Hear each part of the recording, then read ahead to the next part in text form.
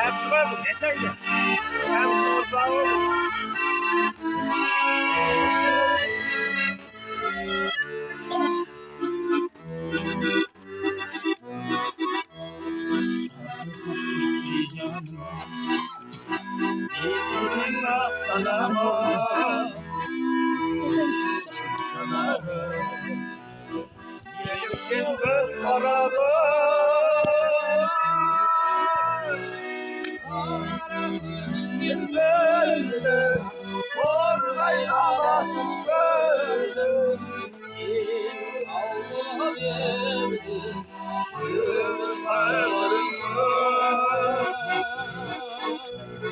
Kara köyün gülüdür, orayda basılı gördüm.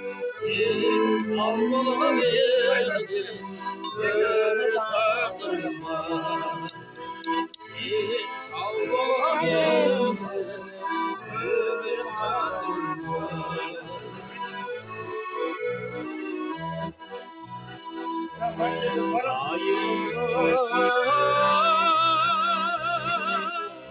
Şartan çalpak, şergesim ay, kövdesi engesim ay.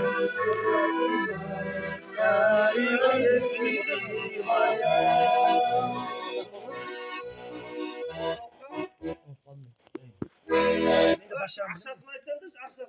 Yöndep aytınlar, aksasını жақсылап. Klient келіп жатыр, ей. Достар. Ау. Келін келіп жатыр.